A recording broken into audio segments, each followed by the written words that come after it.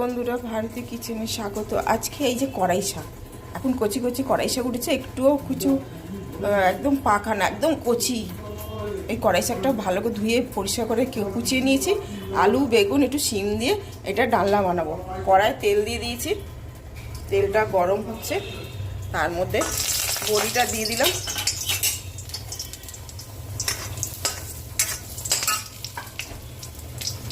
বড়ি দিয়ে কড়াইয়ের সাথে ডালনা, খেসারি কড়াই আছে, সেই খেসারি কড়াই।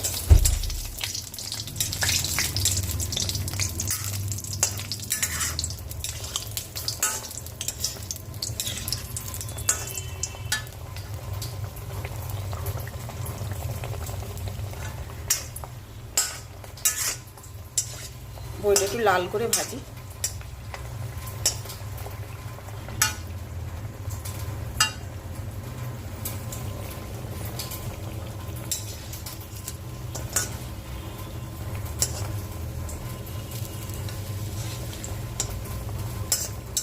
বড়িগুলো হয়ে গেছে, এবার তুলে রাখছি। তুলে রাখলাম, তার মধ্যে কালো জিরে আর শুকনো লঙ্কা ফোড়ন দিলাম। দিয়ে এবার আলু, বেগুন এগুলো একটু ভাজবো, একটু নরম করে নেবো। ভাজতে ভাজতে নরম হয়ে যাবে, তারপরে শাকটা দেবো।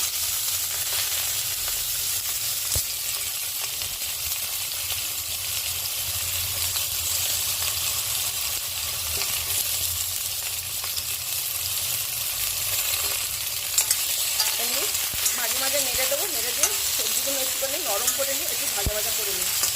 তারপরে শাক দেবো, তারপরে মশলাপাতি দেবো। এই তো নাড়তে নাড়তে অনেকটা নরম হয়ে এসেছে আলু, বেগুন, শিমটা। এবার আমি শাকটা দিয়ে দিই। শাকটা তো আবার সেদ্ধ হবে না।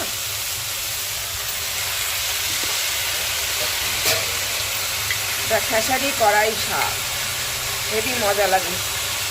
ভালো করে রান্না করলে এই যে নিরামিষ পথে ভালো খাওয়া হয়।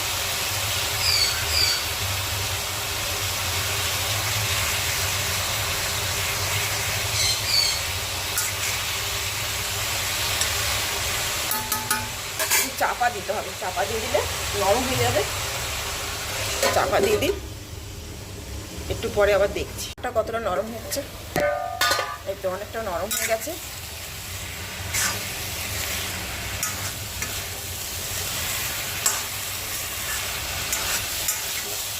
এবার আমি মশলা দেব।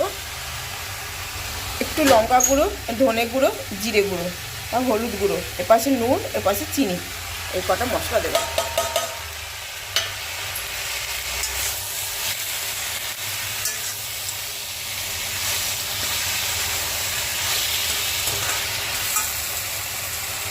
দুটো বড়ি দিয়ে দিলাম, তিনটে দিয়ে দিলাম, দুটো পরে ওপরে ছড়িয়ে দেবো।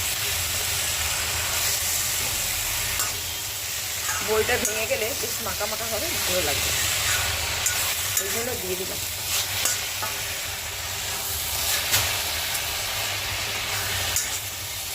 সব নরম হয়ে গেছে, সামান্য একটু জল লাগবে।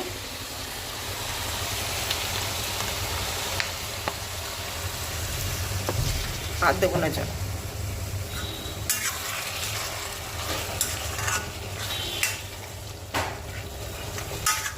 আলুটা সেদ্ধ হবে, আর একটু একটু টান আছে। এবার চাপা দিয়ে দিলাম, সেদ্ধ হয়ে যাক আলুগুলো। এটা কতটা সেদ্ধ হয়েছে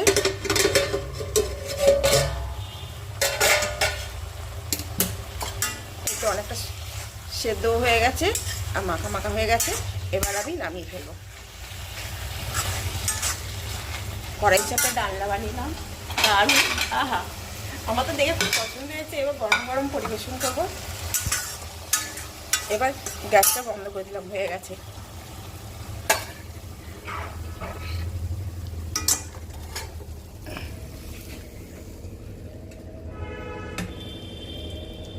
খুব একটা রস নেই, বেশি রস রাখিনি, তাও একটু রস আছে, পরে একটু ছেড়ে দেবে রসটা। এরকম একটা কড়াই শাকের ডালনাওয়ালা রাইজে বড়িগুলো ওপরে ছড়িয়ে দিলাম। আর কিছুটা বড়ি তো দিয়ে দিয়েছি, ওটা আবার মাখা মাখা হয়ে গেছে। যে কড়াই শাকের ডালনা বানালাম কেমন হয়েছে বলবে। রঙটা আমি তো লোহার কড়াই রান্না করি, আমরা বাড়িতে লোহার কড়াই খাই, রান্না করে খাওয়া দাওয়া করি। আর এই যে কড়াই শাকটা বানালাম, নতুন শাক তো, তাই তোমাদের সাথে রান্না করলাম, তোমাদের সাথে শেয়ার করলাম।